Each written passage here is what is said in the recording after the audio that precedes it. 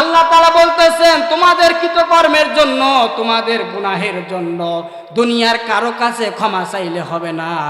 এক নাম্বার যার কাছে ক্ষমা চাওয়া লাগবে বলেন তিনি কে? আল্লাহ বলতেছেন তোমাদের কৃতকর্মের জন্য আমার কাছে ক্ষমা চাও, আমার কাছে প্রার্থনা করো। আর তোমরা মনে রাখো নিশ্চয় আল্লাহ তাআলা তোমাদের মনের খবর রাখে। তওবা এমন ভাবে আমাদেরকে করা লাগবে, তুবু ইলাল্লাহি তাওবাতান নাসুহা, তওবাহে নাসুহা কেউ যদি করে, তওবার কয়েকটা শর্ত এবং কয়েকটা ব্যাখ্যা আছে। তওবা এমন ভাবে করা লাগবে, এক নাম্বার তওবার কবুলের শর্ত হচ্ছে যে গুনার জন্য, যে অপরাধের জন্য আমি আপনি তওবা করব, মৃত্যুর আগ পর্যন্ত ওই গুনাহ আর করা যাবে না। দুই নাম্বার হচ্ছে আপনাকে নিজেকে লজ্জিত হওয়া লাগবে, অপরাধ মনে করা লাগবে, দাম্ভিক হওয়া যাবে না, অহংকার হওয়া যাবে না। আমি কোরআন করে দেখেছি ইবলিসকে মাফ না করার কারণ ছিল একটা, আর আদম আলাইহিস সালামকে মাফ করার কারণ ছিল একটা। ইবলিসকে মাফ করে নাই একটাই কারণে, ও আদমকে সিজদা করতে আল্লাহ তাআলা আদমকে সিজদা করতে বলল, ও বলল আমি আদমকে সিজদা করব না, আমি নূরের তৈরি, আগুনের তৈরি, ও তো মাটির তৈরি, আমার পাওয়ার বেশি, ক্ষমতা বেশি, আমি ও মাটির কাছে আমি আমার মাথাকে নত করব না। আল্লাহ তাআলার একটা হুকুমকে অমান্য করার কারণে তাকে মারদুস বানাইয়া দিলেন, জাহান্নামী বানাইয়া দিলেন। আর আদম আলাইহিস সালামকে মাফ করার কারণে একটা পেয়েছি, আদম আলাইহিস সালাম যখন অপরাধ করেছিলেন তিনি বললেন, আল্লাহ আমি একজন অপরাধী, আমি একজন গুনাহগার, আমি আমার গুনার জন্য আপনার কাছে তওবা করতেছি। কেউ যদি তওবা করে নিজেকে অনুতপ্ত হওয়া লাগবে, অনুশোচনা করা লাগবে, তাহলে আপনার তওবা আল্লাহ তাআলা কবুল করবে। আর তওবা কবুলের দুইটা সময় আছে। এক নাম্বার হচ্ছে ইন্না বাদাল গরগরা, মৃত্যু যখন আজরাইলকে যখন দেখে কেউ, ওই সময় কেউ যদি তওবা করে আল্লাহ তাআলা তার তওবা কবুল করবে না। আজরাইলকে দেখার পরে এখন যদি কেউ তওবা করে আল্লাহ তাআলা তার তওবা কবুল করবে না। দুই নাম্বার, কিয়ামতের 3 দিন আগে সূর্য আর পূর্ব দিকে উঠবে না, পশ্চিম দিকে যখন সূর্য উঠবে মানুষগুলো দেখবে কোরআনের পাতাগুলো সব সাদায় পরিণত হয়েছে, একটা অক্ষর কোরআনের মধ্যে থাকবে না। ওই সময় কেউ যদি তওবা করে তার তওবা আল্লাহ তাআলা কবুল করবে না। তা আল্লাহ তাআলা আমাদেরকে তওবা ভালোভাবে করার তৌফিক, সকলে বলেন আমিন। 4 নাম্বার যে ফর্মুলা বা কর্মসূচি নিয়ে এসেছিলেন, 4 নাম্বার হচ্ছে আল্লাহ পাক বলেন, ওয়া আতিযাল কুরবা হাক্কাহু ওয়াল মিসকিনা ওয়া বানাস সাবিল ওয়ালা তুবাযযির তাবযীরা। বলেন আল্লাহু আকবার। আল্লাহ পাক রব্বুল আলামিন বলতেছেন, ও আমার দুনিয়ার বান্দা বান্দিরা, তোমাদের আত্মীয় স্বজনের তাদের অধিকারগুলো তোমরা পরিপূর্ণ করে দাও। তোমাদের আত্মীয় স্বজনের যে প্রাপ্য, যে হক, তোমরা তাদের হককে মেরে খেও না, তাদের হকের ব্যাপারে তোমরা কারসুজি করিও না, তাদের হকের ব্যাপারে তোমরা কম বেশি করিও না। যতটুকু তারা পায় ততটুকু তাদেরকে তাদের হক বুঝিয়ে দাও। 5 নাম্বার যে কর্মসূচি নিয়ে এসেছিলেন, আল্লাহ পাক রব্বুল আলামিন বলেন, ইন্নাল মুবাযযিরিনা কানু ইখওয়ানাশ শায়াতিন ওয়া কানাশ শাইতানু লিরাব্বিহি কাফুরা। রব্বুল আলামিন বলছেন, অপব্যয় করো না, অপচয় করো না, খবরদার তোমরা দুনিয়ার ময়দানে অপচয় করবে না, অপব্যবহার করবে না। কারণ অপচয় করা এটা হচ্ছে শয়তানের কাজ। বলেন কাদের কাজ? আরো জোরে বলেন। অপচয় করিও না। আমরা অনেক মানুষ আছি, নামাজের সময় হয়ে গেলে কোনো কাজ বাজ থাকে না, কোনো কিছু থাকে না, বিভিন্ন রাস্তাঘাটে, বিভিন্ন দোকানে, বিভিন্ন পুলের মধ্যে রাস্তাঘাটে সময় পার করে। মুয়াজ্জিন আজান দিচ্ছে, ওই আজান শোনার পরেও নামাজের দিকে আসে না। কথা বলেন ঠিক কি না? এই জন্য সময়কে অপচয় করা যাবে না, কোনো জিনিসকে অপচয় করা যাবে না। অপচয় যারা করে ওরা কার ভাই? আরো জোরে বলেন। আমি পুরা কোরআন পড়ে দেখেছি আল্লাহ তাআলা অন্য কোনো অপরাধের ক্ষেত্রে শয়তানের ভাই বলে নাই, কিন্তু যারা অপচয় করে, অপব্যবহার করে, আল্লাহ পাক রব্বুল আলামিন তাদেরকে শয়তানের ভাই বলে আখ্যা দিয়েছেন। তাহলে অপচয় করা কত বড় মারাত্মক গুনাহ। এরপরে 6 নাম্বার যে ফর্মুলা কর্মসূচি নিয়ে এসেছিলেন, আল্লাহ পাক রব্বুল আলামিন বলেন ওয়া ইম্মা তুরিদান্না আনহুম বুতিগা রাহমাতিম মির রাব্বিকুম তারজুহা ফাকুল লাহুম কাওলাম মাইসুরা। বলেন আল্লাহু আকবার। আল্লাহ পাক রব্বুল আলামিন বলেন হকদারের হক আদায়ে তুমি অপারগ করিও না। যদি হকদারের হক আদায় করার ক্ষেত্রে অপারগ হও অথবা অসমর্থন হয় অথবা দিতে যদি তুমি না পারো, তার সঙ্গে তুমি ভালো ব্যবহার করো, ভালো আচরণ করো, খবরদার গরম দিয়ে তাদেরকে কথাবার্তা বলিও না। অনেক ভাই আছে, বোন যখন সম্পদ ভাগ নিতে আসে বা অন্য কিছু কেউ যদি ভাগ নিতে আসে, দিতে তো পারে না, আরো বিভিন্ন ভাবে গালিগালাজ করে, কথা বলেন ঠিক কিনা?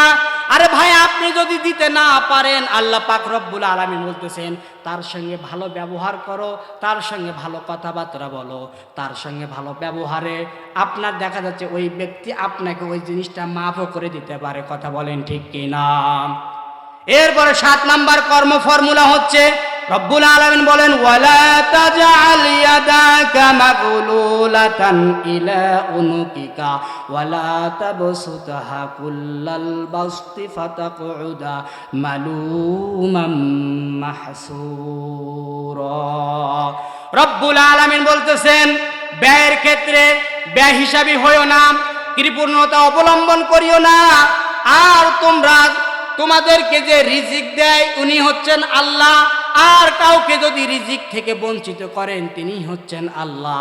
অতএব ব্যয়ের ক্ষেত্রে কৃপণতা অবলম্বন করিও না, প্রয়োজনের ক্ষেত্রে তোমরা খবরদার কোনো কিছু তোমরা ব্যবহার করিও না, কারণ আল্লাহ পাক তোমাদেরকে রিজিক দেন, আর আল্লাহ তাআলা যদি ইচ্ছা করেন তোমাদেরকে রিজিক থেকে বঞ্চিত করে দিতে পারেন কিনা। এই জন্য যতটুকু আল্লাহ তাআলা দিয়েছেন শুকরিয়া আদায় করা লাগবে কার? আরো জোরে বলেন কার? এই জন্য আল্লাহ তাআলা আমাদেরকে যতটুকু দিয়েছে, যতটুকু দিবে, যতটুকু পেয়ে কেউ যদি শুকরিয়া আদায় করে, আল্লাহ পাক রব্বুল আলামিন বলতেছেন আমি আমার বান্দাকে যতটুকু দেওয়ার পরেও যদি শুকরিয়া আদায় করে, আমি ওই নিয়ামতকে আরো বাড়িয়ে দেই। বলেন সুবহানাল্লাহ। এরপরে আমি 8 নাম্বার পেয়েছি কর্মসূচি। আল্লাহ পাক রব্বুল আলামিন বলেন ওয়ালা তাকতুলু আওলাদাকুম খাশিয়াতা ইমলাক নাহানু নারযুকুহুম ওয়া ইয়্যাকুম ইন্না কতলাহুম কানা খিতাআন কাবীরা। রব্বুল আলামিন বলছেন খবরদার খবরদার খবরদার, তোমরা তোমাদের সন্তানদেরকে রিজিকের ভয়ে হত্যা করিও না। কে বলছেন? আরো জোরে বলেন। রিজিকের ভয়ে তোমরা তোমাদের সন্তানদেরকে হত্যা করিও না। এখন বলতে পারেন হুজুর, হত্যা আবার কেউ কোনো সন্তানকে করে? অনেকে পিল খায়, অনেকে ইনজেকশন মারে, বিভিন্ন ভাবে সন্তান তারা নষ্ট করে, এরকম আছে না নেই? আরো জোরে বলেন না কেন ভাই? আল্লাহ তাআলা বলতেছেন খবরদার, রিজিকের ভয়ে, খাবারের ভয়ে, পরাণের ভয়ে তোমরা তোমাদের সন্তানদেরকে হত্যা করো না, কারণ আমি তোমাকে যেমন রিজিক দিয়েছি তাদেরকেও আমি রিজিক দিয়ে থাকি। বলেন সুবহানাল্লাহ। আল্লাহ তাআলা এই জন্য বলতেছেন খবরদার, তোমরা তোমাদের রিজিকের ভয়ে, খাবারের ভয়ে, পরনের ভয়ে তোমাদের সন্তানদেরকে তোমরা হত্যা করিও না। 9 নম্বর ফর্মুলা নিয়ে এসেছিলেন আল্লাহ পাক রব্বুল আলামিন বলেন ওয়ালা তাকরাবুজ জিনা ইন্নাহু কানা ফাহিশাতাও ওয়া সাআত সাবিলা। বলেন আল্লাহু আকবার। আল্লাহ তাআলা বলতেছেন কোন জীবনকে অন্যায়ভাবে হত্যা করিও না, কাউকে অন্যায়ভাবে হত্যা করিও না, কাউকে তোমরা অকারণে হত্যা করিও না। লা শারীকা লাহু ওয়া নাশহাদু আন্না মুহাম্মাদান আবদুহু ورسوله الذي أرسله بالحق بشيرا ونذيرا وداعيا إلى الله بإذنه وسراجا منيرا فقد قال الله تعالى في كلامه المجيد وفي فرقان الحميد সকলে আমার সঙ্গে কোরআনের সোনালী আয়াতটি পড়েন আউযু বিল্লাহি মিনাশ শাইতানির রাজিম বিসমিল্লাহির রাহমানির রাহিম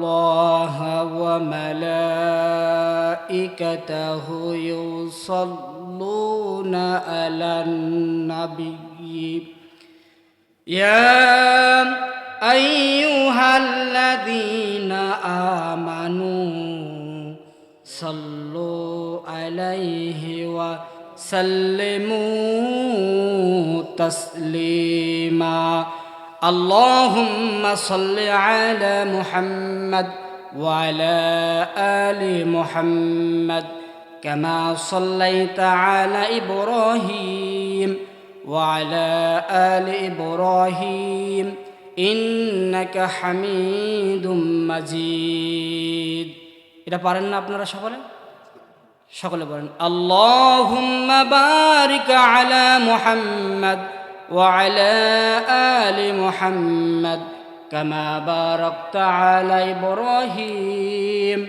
وعلى آل إبراهيم إنك حميد مجيد ربي زدني علما ربي زدني علما رب اشرح لي صدري ويسر لي أمري واحلل عقدة من لساني يفقه قولي سبحانك لا علم لنا إلا ما علمتنا إنك أنت العليم الحكيم صدق الله العظيم এসো কোরআনের ছায়া তলে সমবেত হই এসো কোরআনের ছায়া তলে সমবেত হই এসো আল্লাহ ও রাসূলের অনুগত হই এসো কোরআনের ছায়া তলে সমবেত হই এসো আল্লাহর গুণগান করি এসো তারি পথে জীবন গড়ি এসো আল্লাহর গুণগান করি এসো তারি পথে জীবন গড়ি আল্লাহর নাম নিলে তাতে যদি সুখ মিলে আল্লাহর নাম নিলে তাতে যদি সুখ মিলে কেন সেই নাম থেকে দূরে সরে রই কেন সেই নাম থেকে দূরে সরে রই এসো কোরআনের ছায়া তলে সমবেত হই এসো কোরআনের ছায়া তলে সমবেত হই এসো আল্লাহ ও রাসূলের অনুগত হই এসো কোরআনের ছায়া তলে সমবেত হই এই কোরআনের ছায়া তলে এসে কত লোক প্রাণ দিল হেসে ঠিক কি না এই কোরআনের ছায়া তলে এসে কত লোক প্রাণ দিল হেসে কোরআনের ছায়া ছায়া তলে সোজা পথ যদি মিলে, কোরআনের ছায়া তলে জান্নাতের পথ যদি মিলে, কেন সেই জান্নাত থেকে দূরে সরে রয়, কেন সেই পথ থেকে দূরে সরে রই। এসো কোরআনের ছায়া তলে সমবেত হই, এসো কোরআনের ছায়া তলে সমবেত হই, এসো আল্লাহ ও রাসূলের অনুগত হই, এসো কোরআনের ছায়া তলে সমবেত হই। আলহামদুলিল্লাহ। পতন রোববার দক্ষিণ পাড়া জামে মসজিদের উন্নয়ন কল্পে যুব সমাজের উদ্যোগে আজকের এই তাফসিরুল কোরআন মাহফিলের সম্মানিত সভাপতি জনাব মোহাম্মদ দবির উদ্দিন মুয়াজ্জিন অত্র মসজিদ, ওয়া রাফা'না লাকা যিকরাক, আল্লাহ তাআলা যেন দান করে, সকলে পড়েন আমিন। এছাড়াও আছেন প্রধান অতিথি জনাব অ্যাডভোকেট জেড মুর্তুজা চৌধুরী তুলা, আল্লাহ তাআলা তাকে দ্বীনের জন্য হযরতে ওমরের মতন, আবু বকরের মতো যেন কবুল করে, পড়েন আমিন। এছাড়াও অনেক নাম, সবগুলো নাম এক এক করে নাম বললেই সময় পার হয়ে যাবে। একবারে দোয়া করতেছি, ওয়া রাফা'না লাকা যিকরাক, আল্লাহ তাআলা যেন সকলকে কোরআনের জন্য কবুল করে, বলেন আমিন। এখন বলতে পারেন হুজুর পোস্টারে যাদের নাম আছে তাদের দোয়া হলো, আমরা যে বসে আছি আমাদের দোয়া নাই? আল্লাহ তাআলা যেন আপনাদেরকেও দ্বীনের জন্য, আল্লাহ তাআলা যেন আপনাদের সকলকে, এবং পর্দার অন্তরালে, পর্দাদের মা বোনদের জন্য ব্যবস্থা আছে নাকি? মা বোনদেরকে এবং আমার সামনে যত মানুষ বসে আছেন, আল্লাহ তাআলা সকলকে যেন দ্বীনের জন্য কবুল করেন, বলেন আমিন। আমরা শুনতে এসেছি কোরআন, বলেন তো কি? এখানে আপনারা লিখেছেন তাফসিরুল কোরআন মাহফিল, তার মানে কোরআনের তাফসির। এখানে ওরস শরীফ নাই বা ওয়াজ শরীফ নেই, এখানে আপনারা লিখছেন তাফসিরুল কোরআন মাহফিল, তার মানে কোরআনের তাফসির করা লাগবে। আর আল্লাহ তাআলা নবীকে বলতেছেন, হে নবী, আপনি যখন মানুষদের সামনে কোরআনের তাফসির করবেন, যাদের আখিরাতের ভয় আছে, এরা এই তাফসির শোনার পরে তাদের মনের অজান্তে তাদের চক্ষু দিয়ে পানি ঝরবে, সুবহানাল্লাহ বলেন। এজন্য আমরা শুনতে এসেছি কোরআন। বলেন তো এই কিতাব কি আমার বাপ দাদার কিতাব? সকলে একটু আওয়াজ দিবেন। আমরা সকলে জানি এই কিতাবটি হচ্ছে মহান আল্লাহ তাআলার গ্রন্থ। আল্লাহর পক্ষ থেকে হযরতে জিবরাইল আলাইহিস সালাম নবীজির উপরে সুদীর্ঘ 23 বছর যাবত নাজিল করেছেন, ঠিক কি না? আল্লাহ তাআলা ইচ্ছা করলে নবী ফেরেশতাকে বলতে পারতেন, ফেরেশতা তুমি আমার নবীর কাছে এই গোটা কোরআন নিয়ে যাও, বলতে পারতেন না? কিন্তু আল্লাহ তাআলা কেন সুদীর্ঘ 23 বছর ধরে কোরআন নাজিল করলেন? এর কারণ আছে না নেই? আপনারা এখানে আসছেন, আপনাদের কারণ আছে। আমি সেই সম্ভবত দেখলাম 148 কিলো দেখলাম, এই অত দূর থেকে আমি আসছি, আমারও একটা টার্গেট বা উদ্দেশ্য আছে, আছে না নেই? আপনারা এখানে আসছেন তাফসিরুল কোরআন মাহফিল শোনার জন্য। বক্তা সাহেবরা যা বলবে আমরা এগুলো পরবর্তীতে আমল করব, এই আমলের বিনিময়ে আল্লাহ তাআলা আমাদেরকে জান্নাত দেবে, ঠিক কি না? আপনারা যদি এখান থেকে, আপনাদের কি পঞ্চগড় পড়ে না, কি পড়ে, ঠাকুরগাঁয়ে পড়ে, আপনারা যদি এখান থেকে যখন ঠাকুরগাঁয়ে যান, দেখবেন রাস্তায় বাস পাওয়া যায় না? বাসের কন্ট্রাক্টর, তার মানে ওই যে বাসের মধ্যে থাকে হেল্পার বলি বা কন্ট্রাক্টর বলি, এই লোকটা বাসটা এই দিক দিয়ে যাচ্ছে রাস্তা দিয়ে, বাস রাস্তায় থামাইয়া বাসের মধ্যে থাপড়ায় আর চওড়ায় বলে যে ঠাকুরগা ঠাকুরগা, এরকম বলে না? আচ্ছা বলেন তো, বাস কি ঠাকুরগাঁয়ে আছে না এই জায়গায় আছে? এই জায়গায় আছে, কিন্তু বাসের কন্ট্রাক্টর কি বলে চিল্লাচ্ছে? ঠাকুরগা ঠাকুরগা বলে। তার মানে বাসের কন্ট্রাক্টর এতটুকু যাত্রীদেরকে বোঝাতে চাচ্ছে, ও আমার যাত্রী ভাই ও বোনেরা, তোমরা যদি কেউ ঠাকুরগাঁও যেতে চাও, এ বাসের মধ্যে এসে বসে পড়ো, এ বাস তোমাকে ঠাকুরগাঁয়ে নিয়ে যাবে। কথা বলেন ঠিক কিনা? এ তাফসিরুল কোরআন মাহফিলে আমরা আসছি। এই তাফসিরুল কোরআন মাহফিলে বক্তারা আপনাকে ডাক দিতেছে জান্নাতের দিকে। আপনি জান্নাতের আমলগুলো করবেন। এই জান্নাত আমলগুলোই আমাকে আপনাকে কাল কঠিন কিয়ামতের ময়দানে কোথায় নিয়ে যাবে? জান্নাতের মধ্যে নিয়ে যাবে। মুসনাদে আহমদ দ্বিতীয় খণ্ড 622 পৃষ্ঠা আবু দারদা রাদিয়াল্লাহু তাআলা আনহু থেকে হাদিসটি বর্ণনা করেন। বিশ্বনবী বলেন, যেখানে কোরআনের দার্স হয়, যেখানে কোরআনের আলোচনা করা হয়, সোজা বাংলা কথা, যেখানে তাফসিরুল কোরআন মাহফিল হয়, ওই জায়গায় কেউ যদি এদিক সেদিক ঘোরাফেরা না করে, বিভিন্ন চায়ের দোকানে, বিভিন্ন বাদামের দোকানে, বিভিন্ন জিলাপির দোকানে, বিভিন্ন রাস্তাঘাটে এভাবে সময় অযথা ব্যয় না করে কোনো বান্দাবান্দি যদি আদবের সহিত ওই মজলিসে এসে বসে আখিরি মোনাজাত পর্যন্ত থাকে, আল্লাহ রসুল সাল্লাল্লাহু আলাইহি ওয়াসাল্লাম বলছেন তার জীবনের সমস্ত গুনাহগুলো আল্লাহ তাআলা মাফ করে দেন। বলেন সুবহানাল্লাহ। তাহলে তাফসিরুল কোরআন মাহফিলে এসে মজলিসে বসলে লাভ না লস? এটা কি? এটা আপনার আমার লাভ। আল্লাহ হোসেন উত্তম খালেক, আল্লাহ হোসেন উত্তম মালিক, আল্লাহ হোসেন নি'মা আজরুল আমিরিন। আল্লাহ তাআলা বোনাস দিতে ভালোবাসেন।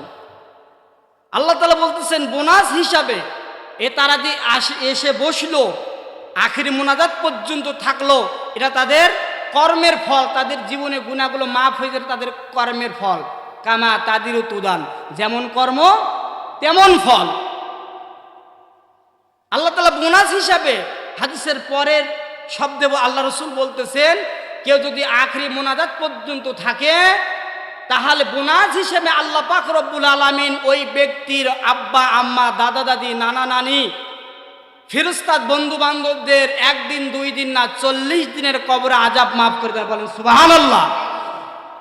তাহলে আপনি একটু চিন্তা করেন, যে মাহফিলে এসে বসলে নিজের জীবনের গুনাহ খাতা মাফ, আব্বা আম্মা, দাদা দাদি, নানা নানিদের 40 দিনের কবরে আযাব মাফ, সেই তাফসিরুল কোরআন মাহফিলে এসে বসতে পেরে আপনারা খুশি না বেজার? যদি থাকেন খুশি, মুখে নিয়ে হাসি, আল্লাহকে খুশি করার উদ্দেশ্যে শরীরের সবটুকু শক্তি গলার মাঝ বরাবর এনে বলেন আলহামদুলিল্লাহ। আর একবার বলেন আলহামদুলিল্লাহ। আসুন আমরা আলোচনায় চলে যাই। এ মাসটা কোন মাস চলতেছে আপনারা জানেন? আলহামদুলিল্লাহ। 2-1 বলো, বাকিগুলো আমাদের মুসলমান হিসাবে এর আরবি মাস গণনা তারিখ আমাদের প্রযোজ্য, জরুরি। আমাদের রজব মাস চলতেছে। এই রজব মাসে আল্লাহ নবী মুহাম্মদ পড়েন সাল্লাল্লাহু আলাইহি ওয়াসাল্লাম দুনিয়া থেকে সেই ধরাধর আল্লাহ তাআলার কাছে গিয়ে সুদীর্ঘ 27 বছর তার ল্যাবরেটরির মধ্যে, তার স্পেশাল অফিসের মধ্যে বসে 27 বছরে, আমরা জানি এটা মেরাজের মাস। এই মেরাজ সম্পর্কে আমরা অনেক আলোচনা জানি, কিন্তু নবীজি এই মেরাজের রাত্রে সুদীর্ঘ 27 বছর দিয়ে সময় ব্যয় করলেন ওখানে গিয়ে। এই 27 বছরে দুনিয়াবাসীর জন্য আল্লাহ নবী কি নিয়ে এসেছেন, আমি সেই বিষয়ে আলোচনা করব ইনশাআল্লাহ। আল্লাহ নবী মুহাম্মদ সাল্লাল্লাহু আলাইহি সাল্লাম মেরাজের রজনীতে তার উম্মতের জন্য 14টি কর্ম অর্থাৎ ফর্মুলা নিয়ে এসেছেন। আল্লাহ তাআলা বলছেন, ও আমার বন্ধু, ও আমার দোস্ত, আপনার কোনো উম্মত আর উম্মতি যদি এই 14টি শিক্ষাকে, এই 14টি ফর্মুলাকে কেউ যদি অনুসরণ অনুকরণ করে, দুনিয়াটা তার জন্য মিনি জান্নাত হয়ে যাবে। বলেন সুবহানাল্লাহ। আমি এটা আলোচনা সংক্ষেপে করে আমি আলোচনা আজকের বিষয় নিয়ে এসেছিলাম রহমানের বান্দাদের পরিচয়। আল্লাহর নাম একটা রহমান আছে, আছে না? এটা রহিম, এটা গাফফার, এটা সাত্তার। প্রত্যেকটা নামের কাজ আছে। আমরা ইনশাআল্লাহ এই আলোচনা করে আমরা রহমানের বান্দার পরিচয় সম্পর্কে জানব। রব্বুল আলামিন বলছেন, ও আমার কলিজার টুকরা নবী, ও আমার প্রাণ প্রিয় নবী, আপনি তো আমার কাছ থেকে চলে যাচ্ছেন। আমি যে 14টি কর্ম ফর্মুলা দিচ্ছি, আপনি এই 14টি কর্ম ফর্মুলা দুনিয়ার মাঝে গিয়ে প্রসার করবেন। নবীজি যেহেতু নেই এই দায়িত্বটা আল্লাহ রসুল সাল্লাল্লাহু আলাইহি সাল্লাম ওলামা ইকরামদেরকে দিয়েছেন। কারণ আল উলামা ওয়ারাসাতুল আম্বিয়া, ওলামা ইকরামরা হচ্ছে নবীর ওয়ারিস, ওলামা ইকরামরা হচ্ছে নবীর বংশধর। এই জন্য নবীজি নেই এই দায়িত্বগুলো ওলামা ইকরামরা পালন করতেছে। আমি নবীর পক্ষ হয়ে আমি আজকে নিয়ে এসেছি নবীজি যে 14টি বিষয় শিক্ষা ফর্মুলা দুনিয়ার মানুষদের জন্য নিয়ে এসেছিলেন। 1 নাম্বার ফর্মুলা নিয়ে এসেছিলেন। কোরআনে কারিমে আল্লাহ তাআলা বলেন, ওয়ালা তাজআলু মা'আল্লাহি ইলাহান আখারা ফাতাকউদা মাযমুমান মাখযুলা। রব্বুল আলামিন বলেন কোরআনুল কারিমের 17 নম্বর সূরা, সূরাতুল বানি ইসরাইল 22 নম্বর আয়াতে আপনি পাবেন। বাসায় গিয়ে মিলিয়ে দেখবেন যে আমি যে বিষয়গুলো কথাগুলো বলছি, আসলে যে বিষয়গুলো বলছি বানিয়ে বলছি না আল্লাহর পক্ষ থেকে। এখানে 1 নাম্বার কর্ম ফর্মুলা নবীজি নিয়ে এসেছেন দুনিয়াবাসীর জন্য। আল্লাহর নবী বলেন, ও আমার পৃথিবীর মানুষেরা, খবরদার তোমরা আল্লাহর সঙ্গে কাউকে শরীক করিও না, আল্লাহর সঙ্গে তোমরা কাউকে সমকক্ষ করিও না, আল্লাহর সঙ্গে তোমরা কাউকে সমতুল্য করিও না।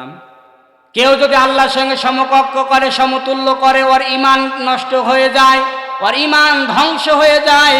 আর আল্লাহর সঙ্গে সমকক্ষ করার পরেও যদি কেউ নামাজ পড়ে, রোজা রাখে, হজ করে, যাকাত দেয়, আল্লাহ পাক রব্বুল আলামিন একটাও কবুল করবেন না। কারণ ইবাদত কবুল হওয়ার পূর্ব শর্ত হচ্ছে আপনাকে ঈমানদার হওয়া লাগবে। কথা বলেন ঠিক কি না? ঈমানদার যদি না হতে পারেন, বেঈমান যদি থাকেন, আপনি যতই ভালো কাজ করেন না কেন আল্লাহ তাআলা আমার ভালো কাজ নেবে না। এই জন্য আল্লাহর সঙ্গে যারা শরীক করে, শিরিক করে, সমকক্ষ করে, এদের ঈমান নষ্ট হয়ে যায়। 1 নাম্বার ফর্মুলা বলতেছেন, ও আমার দুনিয়ার বাসীরা, খবরদার তোমরা আল্লাহর সঙ্গে কাউকে সমকক্ষ করিও না। 2 নাম্বার ফর্মুলা দিয়েছেন কুরআনুল কারীমের 17 নাম্বার সূরা 23-24 নাম্বার আয়াতে আল্লাহ পাক রব্বুল আলামিন বলতেছেন, ওয়াকাদা রাব্বুকা আল্লা তা'বুদু ইল্লা ইয়্যাহু ওয়া বিল ওয়ালিদাইনি ইহসানা ইলা আখির আয়া। আল্লাহ পাক রব্বুল আলামিন বলতেছেন, ও আমার দুনিয়ার বান্দা বান্দিরা, খবরদার তোমরা আল্লাহর সঙ্গে কাউকে সমকক্ষ করিও না।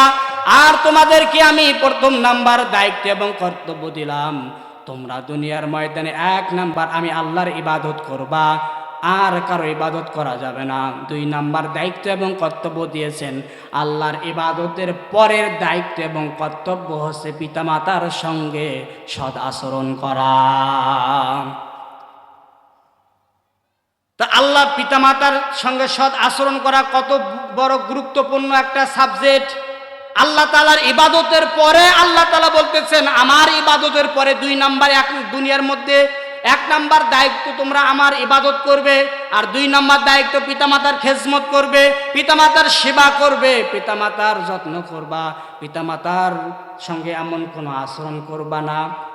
তোমার পিতামাতা অথবা উভয়ে যদি একজন অথবা উভয়ে যদি বার্ধক্য অবস্থায় পড়ে যায় অথবা বৃদ্ধা অবস্থায় পড়ে যায়, খবরদার পিতামাতার সঙ্গে এমন কোনো আচরণ ব্যবহার করবা না যে তোমার কথায়, তোমার আচরণে, তোমার চলাফেরায় তোমার মা বাবা শব্দটি ব্যবহার করে।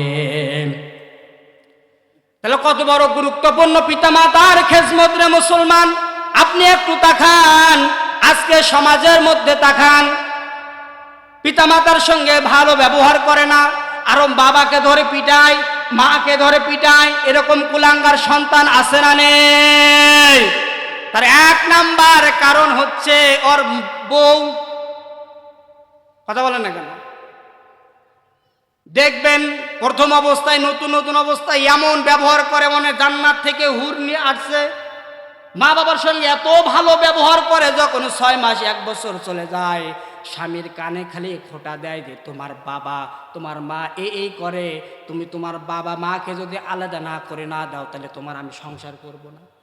আছে না নেই?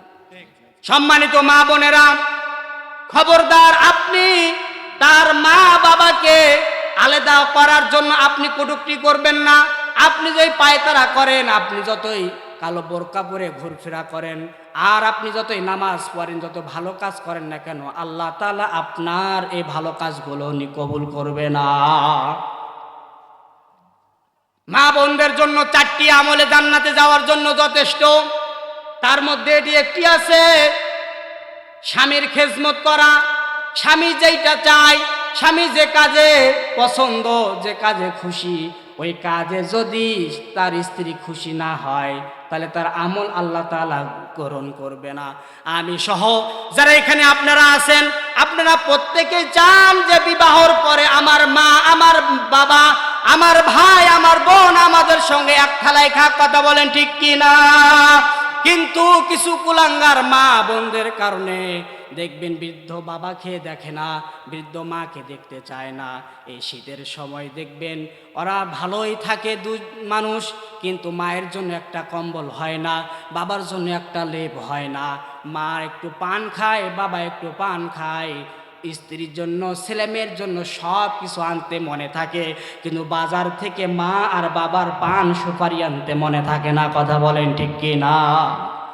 অসম্মানিত ভাইরা, আপনি যদি জান্নাতে যেতে চান, আপনি যদি জান্নাত পাইতে চান, আপনাকে মা বাবার খেজমত করা লাগবে। আপনি একটু তাকান, আপনি যখন আপনার মায়ের গর্ভে ছিলেন, যখন 7-8 মাস 9 মাস হয়ে যায়, মা খাইতে বসেছে, এমন অবস্থায় আপনি মায়ের পেটের মধ্যে লাথি মারছেন, মা শব্দ করে ওই থালা থেকে উঠে গেছে। থালা থেকে যখন উঠে গেছে, বিছানায় শুয়ে শুয়ে একা একাই কান্না করে, একা একাই চোখের পানি, চোখ থেকে পানি ঝরে ফেলায়, তবু মানুষের কাছে এই ব্যথার কথা বলে না। কথা বলেন ঠিক কি না? অনেক কষ্ট করার পরে জমিনে সন্তান প্রসব করার পর এক এক মায়ের বালতিকে বালতি রক্তই প্রহত হয়ে যায়, বাহির হয়ে যায়। তবে এখন আর মা বোনদের রক্ত বাহির হওয়া লাগে না। কথা বলেন ঠিক কি না? এখানে একদম চাচা আছে বা মুরব্বীরা আছে, সামনে আছেন, বা আমি সহ, আমরা যখন দুনিয়াতে আসছি কোনো সিজার ছিল? কথা বলেন, কোনো সিজার ছিল না। আগের মা বোনদের এক একজনের 5টা 7টা 10টা 12টা 15টা পর্যন্ত সন্তান হয়েছে, সিজার করা লাগে নাই। আর একটা নাই হতে বলে যে চল ঠাকুরগাঁ হসপিটালে যাওয়া লাগবে, এক্সরে করা লাগবে, অমুক করা লাগবে, তমুক করা লাগবে। আর যদি অ্যাম্বুলেন্সের খবর ডাক্তাররা শুনে, ওরা আরো চাকুর মধ্যে ধার দেয় যে মক্কেল পাইছি। কথা বলেন না কেন?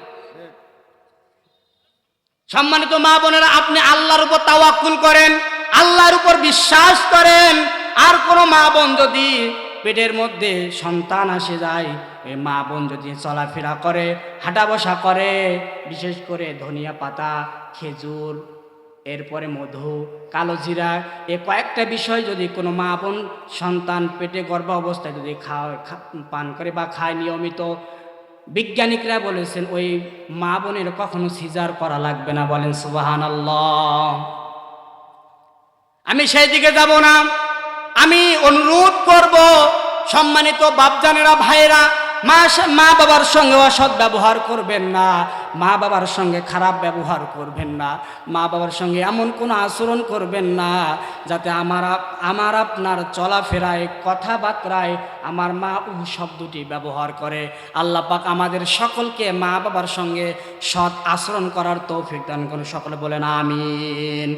3 নাম্বার মেরাজের রাত্রিতে যে 3 নাম্বার ফর্মুলা নিয়ে এসেছিলেন নবীজি, তার মধ্যে 3 নাম্বার হচ্ছে রব্বুকুম আ'লামু বিমা ফি নুফুসিকুম ইন তাকুনু সালিহিনা ফা ইন্নাহু কানা লিল আওয়ামিনা গফুরা। রব্বুল আলামিন বলতেছেন তোমাদের কৃতকর্মের জন্য